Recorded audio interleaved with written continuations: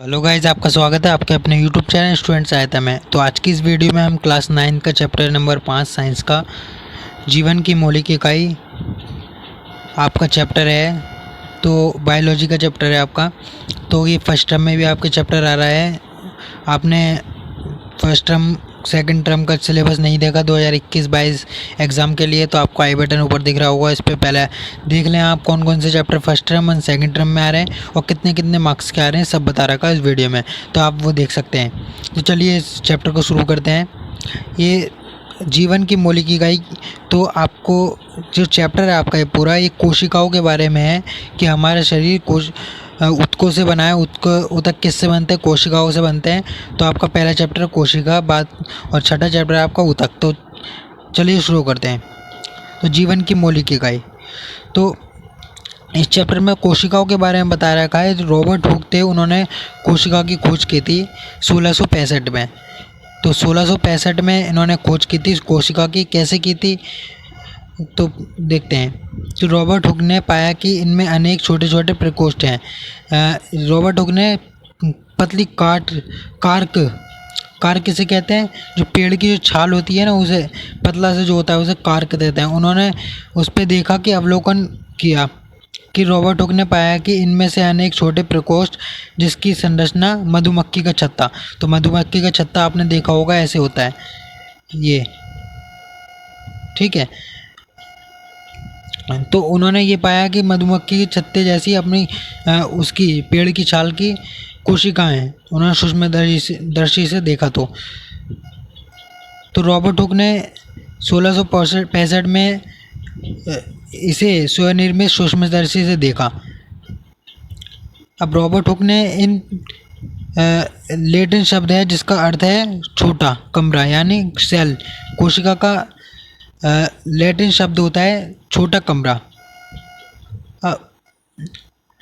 अब लेकिन विज्ञान के इतिहास में यह एक बहुत ही महत्वपूर्ण घटना है। इस प्रकार सबसे पहले हुक ने देखा कि सजीवों में अलग अलग एकक होते हैं यानी कोशिकाएं होती हैं। इन एककों का वर्णन करने के लिए जीव विज्ञान में कोशिका शब्द का उपयोग आज तक किया गया है। तो समय पहले रॉबर्ट हुक ने कोशिका की खोज की थी। तो 5.1 सजीव किससे बने होते हैं? सजीव किससे बने होते हैं? तो सजीव ये क्रियाकलाप है आपका एक्टिविटी 5.1। तो ये करनी है कि प्याज का एक टुकड़ा छोटा लो और चिमटी की सहायता यानी इसमें बताया गया है कि प्याज के टुकड़े जो होते हैं उसे लो आप छोटा सा, और उसे चिमटी की सहायता से, तो प्याज की जो अंदर की वाइट सतह होती है उसे चिमटी से निकाल लें और फिर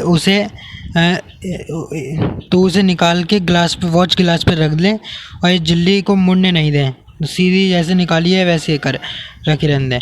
और कांच की स्लाइड लो, इस पानी की एक बूंद डालो उस पर, और अब वॉच गिलास में एक रखी झिल्ली के इस छोटे टुकड़े को एक स्लाइड पर रख दो।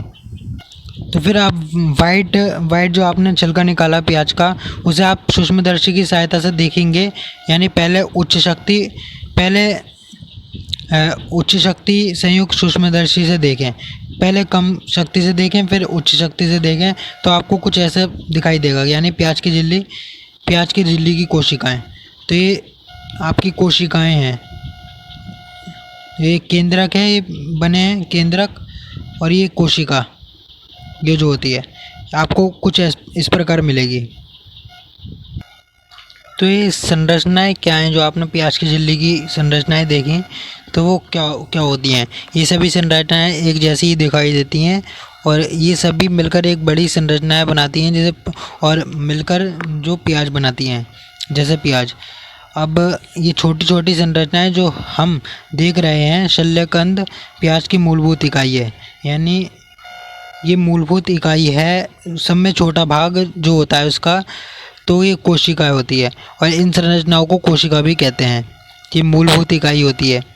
अब न केवल प्याज बल्कि जितने भी जीव जंतु हम अपने आसपास देखते हैं वे सभी कोशिकाओं से बनते हैं। यद्यपि कुछ जीव एक कोशिक भी होते हैं, यानी कुछ जीव एक कोशिक होते हैं और कुछ जीव बहुकोशिक भी होते हैं। अब आवर्धन लेंस की खोज के बाद सूक्ष्मदर्शी का आविष्कार संभव हो सका। यह पता चला कि एक मात्र कोशिका स्वयं में ही एक संपूर्ण जीव है। यानी कोशिका भी जीव होती है।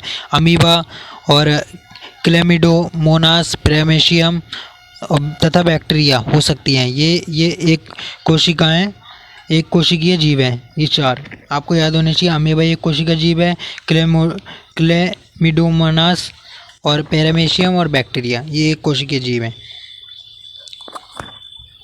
अब इन सजीवों को एक कोशिकीय जीव कहते हैं। अब इसके अतिरिक्त बहुकोशिकीय जीवों में अनेक कोशिकाएं समाहित होकर विभिन्न कार्यों को संपन्न करने हेतु विभिन्न अंगों का निर्माण करती हैं। अब इसके कुछ उदाहरण हैं जैसे फंजाई, कवक, पादप तथा जंतु। तो आप जैसे मानव और जीव जंतु जितने भी हैं वह सब बहुकोशिकीय जीव हैं।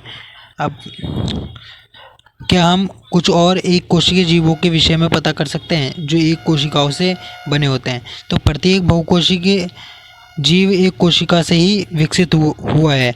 कैसे कोशिका विभाजित होकर अपनी ही जैसी कोशिकाएं बनाती हैं, इस प्रकार सभी कोशिकाएं अपनी पूर्ववर्ती कोशिकाओं से ही उत्पन्न होती हैं। तो जितनी भी बहुकोशिकीय जीव हैं वो एक कोशिकाओं से ही मिलकर बने होते हैं। अब यहाँ पे इम्पोर्टेंट दे रखा है। तो कोशिका का सबसे पहले पता रॉबर्ट हुक ने किया, जो कि आपको पता है 1665 में इन्होंने समय पहले पता लगाया, कोशिका के जनक हैं। अब उसने कोशिकाओं को कार की पतली काट में अनगढ़ सूक्ष्मदर्शी की सहायता से देखा। अब ल्यूवेनक 1674 ने सबसे पहले उन्नत सूक्ष्मदर्शी से तालाब के जल में स्वतंत्र रूप से जीवित कोशिकाओं का पता लगाया। अब रॉबर्ट ब्राउन जो थे उन्होंने 1831 में कोशिका में केंद्रक का पता लगाया रॉबर्ट हुक ने। ये आपको इम्पोर्टेंट है कि रॉबर्ट ब्राउन ने 1831 में कोशिकाओं में केंद्रक का पता लगाया। 1831 में आपको आना चाहिए क्योंकि आपके MCQs क्वेश्चन आएंगे इस बार। तो आपके चैप्टर आ रहे हैं तो आपके ये इन क्वेश्चनों में से पता आ सकते हैं कि कोशिका की खोज किसने की, कब की, और केंद्रक की खोज किसने की और सन कितने में की। तो आपको ये याद होना चाहिए। अब जे.ई. पुरोंकज ने 1839 में कोशिका में स्थित तरल जैविक पदार्थ को जीव द्रव्य का नाम दे दिया। जीव वैज्ञानिक M. स्लीडन 1838 तथा T. स्वान 1839 ने कोशिका सिद्धांत के विषय में बताया। अब इस सिद्धांत के अनुसार सभी पौधे तथा जंतु कोशिकाओं से बने हैं और वे जीवन के मूलभूत इकाई हैं। तो आपको इसमें दो बात याद रखनी है कि कोशिका की खोज रॉबर्ट हुक ने की, जो कि 1665 में की, और रॉबर्ट हुक ने, और कोशिका में केंद्रक की खोज की रॉबर्ट ब्राउन ने, ठीक है, जो कि 1831 में की रॉबर्ट ब्राउन ने। तो मानव का शरीर जो होता है वो कोशिकाओं से बना ही होता है।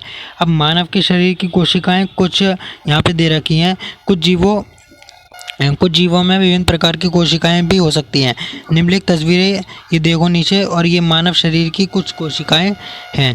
तो यहाँ पे कुछ अलग अलग पार्ट की अलग अलग कोशिकाएं देंगी, यानी चिकनी पेशी की कोशिका ही है एक।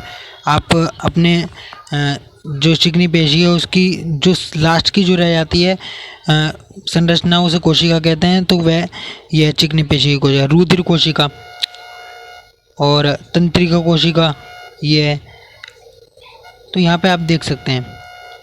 अब शुक्राणु कोशिका की अंडाणु कोशिका, शुक्राणु कोशिका और वसा कोशिका, आपकी वसा जो होती है उसकी कोशिका।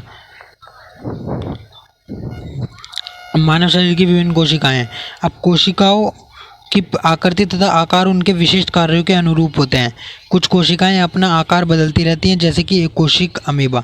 तो एक कोशिक अमीबा जो होता है वह अपना आकार बदलती है। वो उसका कोई आकार ही नहीं होता अमीबा का। अमीबा कोई से भी आकार में होती है। ये अमीबा का चित्र आप कैसे ही बना सकते हैं। ये केंद्रक हो गया अमीबा का, ये अमीबा का चित्र है। या आप उसका कोई आकार ही नहीं है, कैसा भी आकार हो जाता है उसका, ऐसे बना सकते हैं। अमीबा का ऐसे हो सकता है, ऐसे हो सकता है अमीबा का। तो कोई सा भी आकार हो जाता है अमीबा का, ठीक है, आकार बदलती रहती है। अब कुछ जीवों में कोशिका का आकार लगभग स्थिर रहता है और प्रत्येक प्रकार की कोशिकाओं के लिए विशिष्ट होता है। उदाहरण के लिए तंत्रिका कोशिका। तो तंत्रिका कोशिका जो होती है आपकी, आगे देखेंगे उसका चित्र भी, तो उसका आकार सेम ही रहता है, उसका आकार बदलता नहीं है। तो हम जानते हैं कि बहुकोशिक जीवों की श्रम विभाजन होता है जैसे कि मनुष्य में। तो इसका अर्थ है कि शरीर के विभिन्न अंग विभिन्न कार्य करते हैं। जैसे मनुष्य के शरीर के विभिन्न अंग अलग अलग कार्य करते हैं। जैसे हृदय आपका पंप का कार्य करता है और आमाशय जो होता है भोजन का पाचन करता है। तो इसी प्रकार एक कोशिका में भी श्रम विभाजन होता है। जो एक कोशिका जीव होते हैं उनमें भी श्रम विभाजन होता है। वास्तव में ऐसी प्रत्येक कोशिका में कुछ विशिष्ट घटक होते हैं जिन्हें कोशिकांग कहते हैं। तो प्रत्येक कोशिकांग एक विशिष्ट कार्य करता है। जैसे कोशिका में नए पदार्थ का निर्माण, अपशिष्ट पदार्थों का निष्कासन।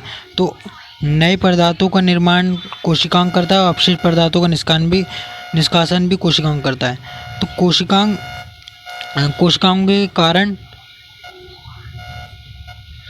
कोशिकांगों के कारण ही एक कोशिका जीवित रहती है और अपने सभी कार्य करती है।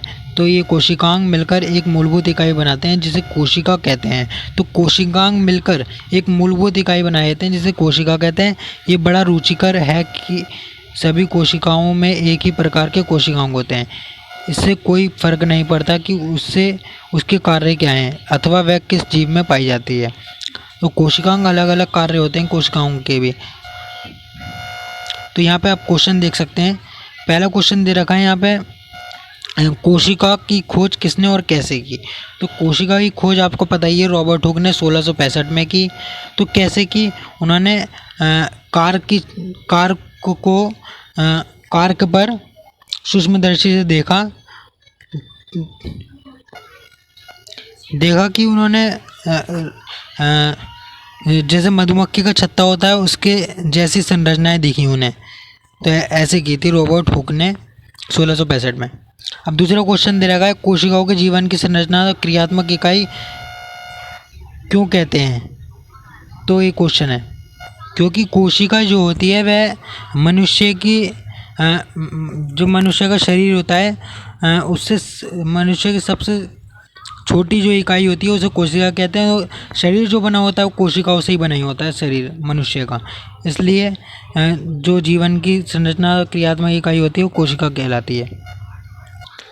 तो अब तक आपने देखा कि कोशिका की खोज किसने की और कब की, और केंद्रक की खोज किसने की, कोशिका किसे कहते हैं और क्या कार्य हैं। तो अब ये इंटरेस्टिंग चैप्टर है, आप शुरू से ही देखेंगे तो आप इंटरेस्ट लेके पढ़ेंगे तो आपको इंटरेस्टिंग लगेगा आगे। अब ये फर्स्ट पार्ट था, आपको सेकंड पार्ट चाहिए तो कमेंट बॉक्स में बताएं। और हमारी आपको वीडियो अच्छी लगी हो तो लाइक करें, शेयर करें और सब्सक्राइब कर दें हमारे चैनल को। Thank you. तो अब क्वेश्चन देख लेते हैं इसके। तो पहला क्वेश्चन दे रखा है, कोशिका की खोज किसने और कैसे की। तो कोशिका की खोज आपको पता है रॉबर्ट हुक ने 1665 में की थी। और कैसे की थी, तो उन्होंने कार्क की काट को सूक्ष्मदर्शी से देखा तो उन्हें मधुमक्खी की छत्ते जैसी संरचनाएं दिखाई दी जिसे कोशिका कहते हैं। अब दूसरा क्वेश्चन है कि कोशिका को जीवन की संरचनात्मक क्रियात्मक इकाई क्यों कहते हैं। तो क्योंकि कोशिका जो होती है वह शरीर का सब में छोटा हिस्सा होती है। जैसे आप अपने शरीर का कोई सा भी हिस्सा देख लेंगे तो सब में लास्ट में जो रह जाएगा उसे कोशिका कहेंगे। तो अब इस शरीर का क्रियात्मक इकाई है।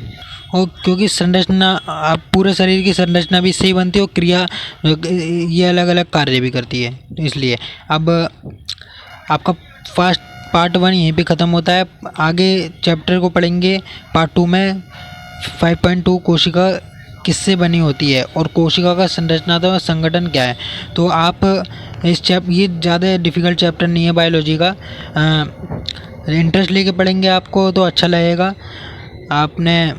आपको वीडियो अच्छी लगी हो तो लाइक करें, शेयर करें और सब्सक्राइब करें। और हम कमेंट बॉक्स में अपने डाउट बता सकते हैं, कुछ भी पूछना हो तो। Thank you.